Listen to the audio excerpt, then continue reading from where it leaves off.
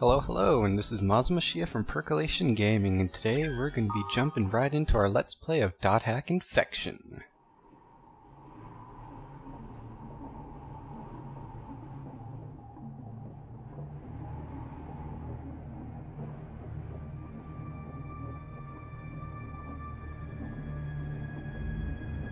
Der Mann des Schattens, auf der Suche nach dem Abendrachen, ist noch nicht zurückgekommen.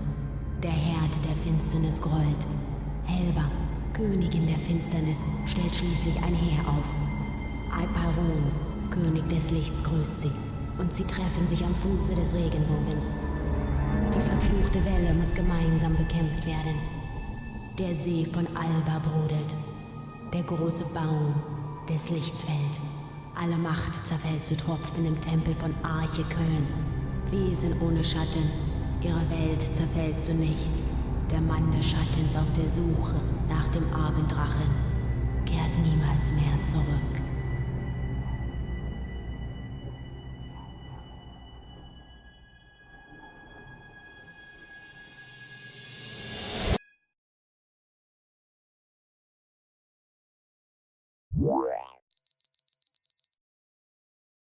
Okay, user registration is done. Now for a name. Yasuhiko's probably already there waiting for me. I'd better hurry. Well, that was certainly a weird opening cutscene. What in the world did any of that mean? I'm sure it'll make plenty of sense later. So for now, let's choose a name. Our account name shall be Masamushia, of course, and our character shall be the original name for our main protagonist, Kite. Now, they tried really hard to make this offline MMO thing as seamless as possible. I think they did a really good job. Here we can access email from our teammates or from the game itself. They don't really have a huge impact on the game, but you get to learn about the character themselves. It's pretty neat. Here we have our huge list of servers we can play on, but it doesn't really affect us too much. There's no way to choose which you can play on, but as you progress through the game, you pretty much change through servers automatically. They even go the extra mile to give you a little changelog of sorts. I love the little additions to the game. They make all the difference. And this is a faux RSS feed of sorts. Through this, we can learn what's happening out in the real world. A lot of it is just for flavor. It rarely ties into the main story itself, but when it does, it's pretty neat. You actually feel like you're immersed in what's going on. And here we have our login screen. They even have a little forum for you to visit. Here you can learn a lot of interesting areas for side quests, tips on how to play the game, or even points of interest to advance the main story itself. But enough of these extra things. It's about time we log in and experience the world for everything it has to offer. Let us go meet our friend Orca in the beginner city, Root Town. I'm sure we've got a lot to learn from our veteran friend here.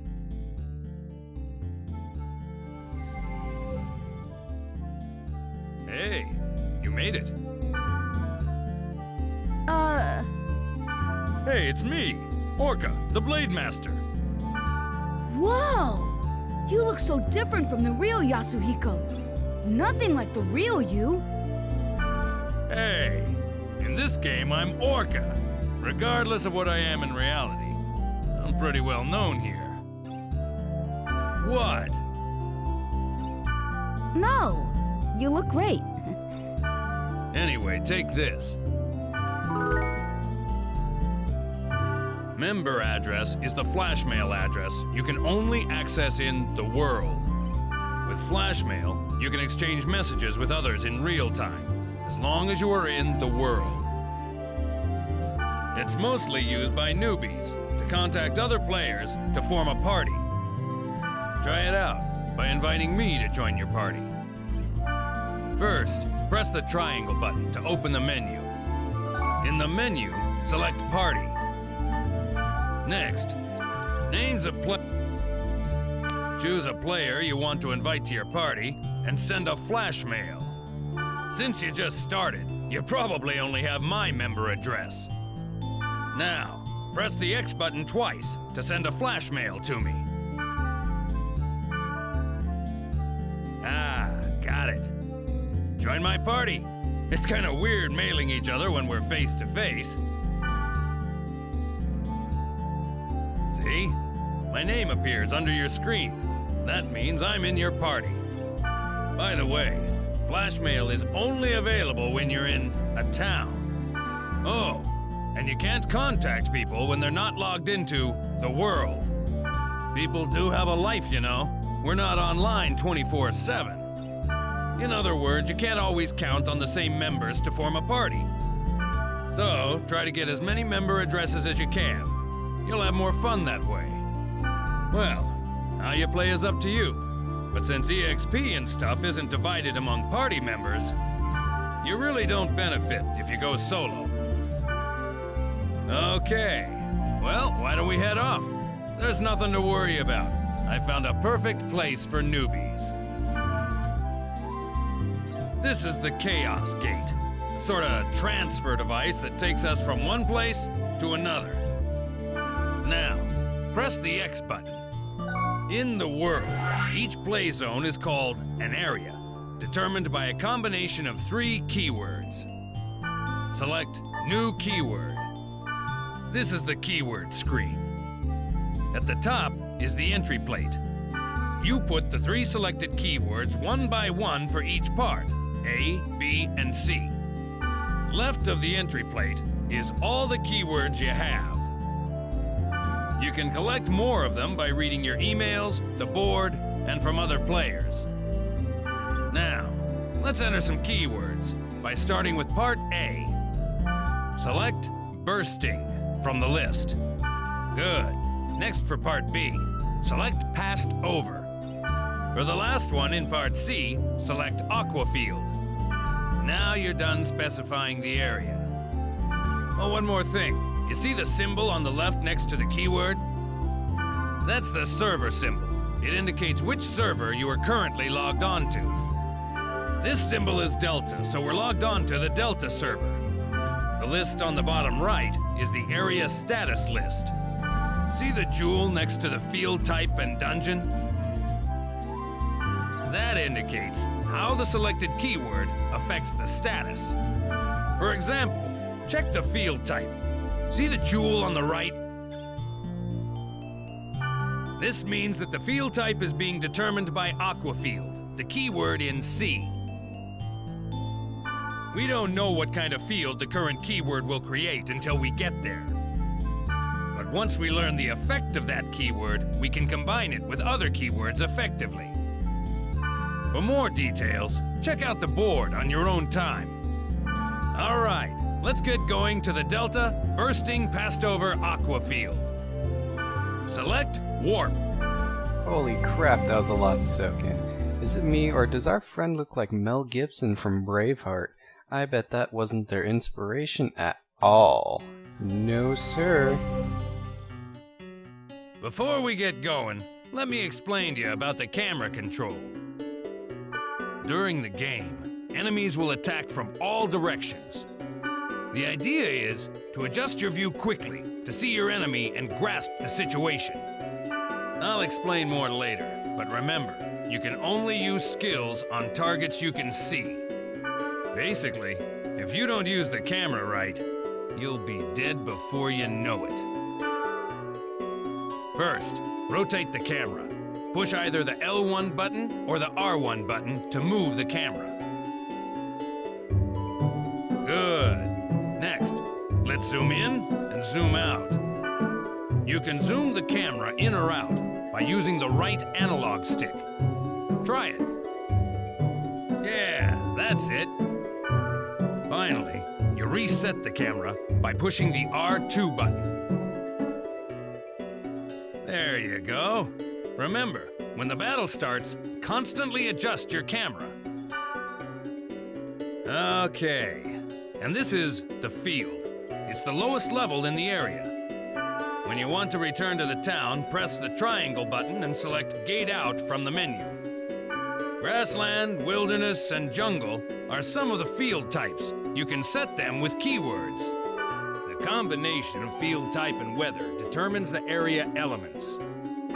For example, if it's a grassland and it's raining, that area will be a water element stage. The elements also affect the type of monsters that will appear and the items you can get.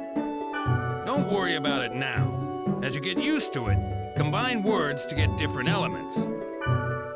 Now, let's get going on our quest. First, check the map at top right. You see the red down arrow on it? That's the gate to the dungeon. In the dungeon's deepest level, there's a god statue that usually holds a rare item. Basically, the goal is to reach this statue. But enemies are often tougher down there, so gain some levels above ground before you head below. Okay, wait a sec.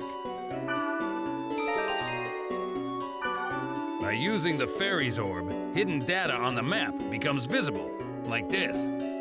Yellow areas on the map show magic portals, where you encounter monsters and treasures. All right, how about we go pick a fight?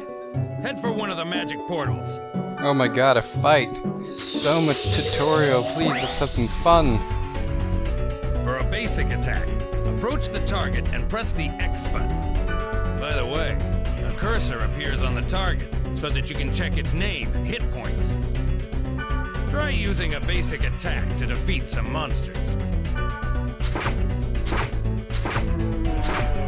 Oh yeah, nailing this goblin. Look at me go. I'm a monster. You started to get the hang of it, right? Okay, let's try using skills. Press the triangle button to open the menu and select skills. Okay then, choose Repth from the list. When the target cursor appears, select the target and press the X button to That's it. Pretty easy, huh? You can target a party member for recovery or remedy skills and the enemy for attack skills. Remember, you can only apply skills to targets within your view. Before using a skill, adjust the camera so that your target comes into view. Well, you must be sick of me at this point. It's your turn to tell me what to do by using chat commands. Okay, I'll teach you the command to get your members to heal. Okay then, press next. Go ahead and choose First Aid from the menu.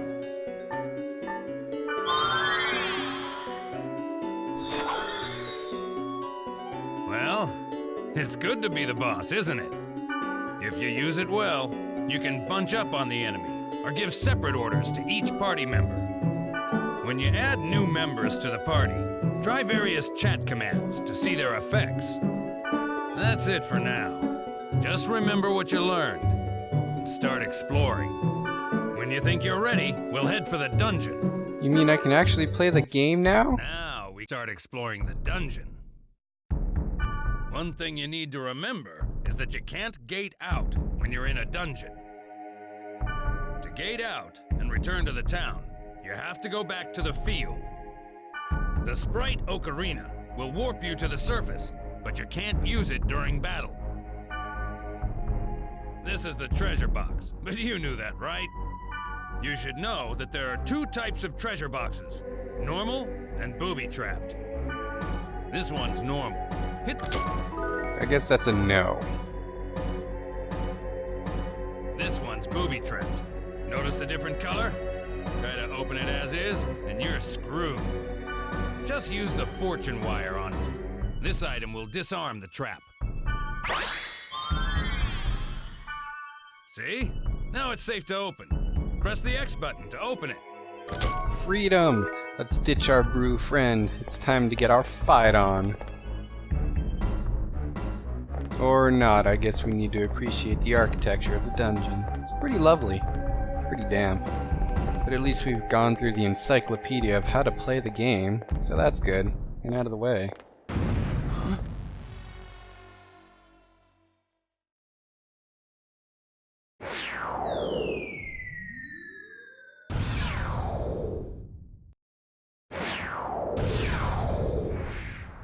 What the? Did you just see that? Yeah. Was that thing chasing her? Yeah, but Something like that on this level? Well, that can't be good. We've got a statue chasing a ghost girl. This game just gets weirder and weirder. Plus, it spooked our power leveler. Getting some bad vibes from this. Better watch out. We're trapped in here. In the dungeon, there are rooms with traps everywhere. The only way to get out of a trap like this is by activating all the magic portals in the room. All right, let's charge to that magic portal. Quickly, do some barrel rolls. The magic portal has the right idea, spinning every which way as he just one-shots everything. Oh boy, some riveting fights taking place here. But let us progress to the next level. This is the room where the statue is. There's only one of them at the dungeon's deepest level, and you can get rare items from it. That's enough adventure for now. Let's grab the treasure and get back to town, shall we? If we had a Sprite Ocarina, we could warp out of here. But we don't have one.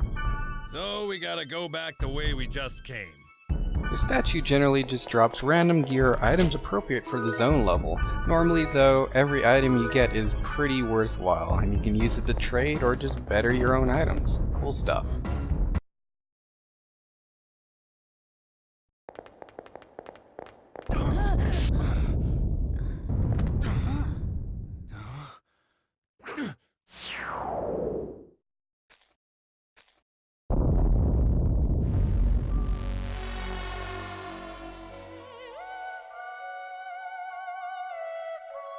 Or was the rumor true? Take this. Huh? Please take this. There's no time. Please. What's this? A great force. The power it holds can bring forth either salvation or destruction at the whim of the user. You're... It's coming.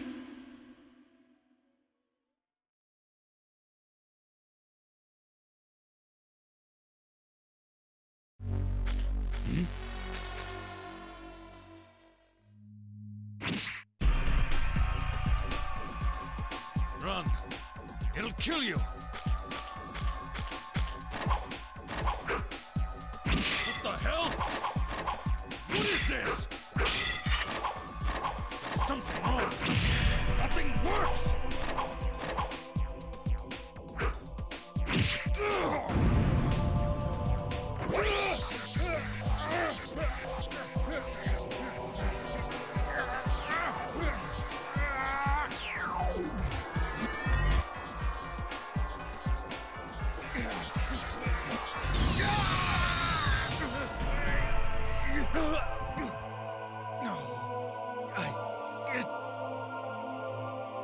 It wasn't supposed to be this way. I'm sorry. Get out of here!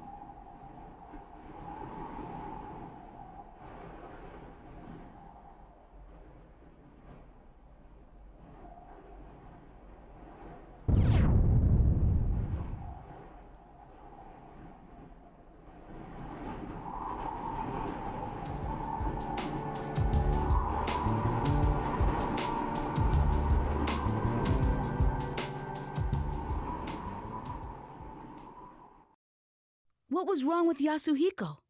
Why was he upset?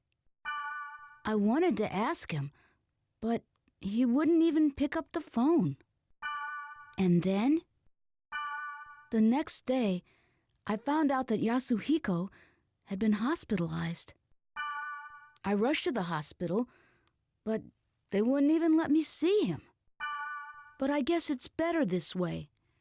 I didn't want to see him all week, and he wouldn't want that either. But what the hell happened to him? I have a feeling that the key to it is somewhere in the world.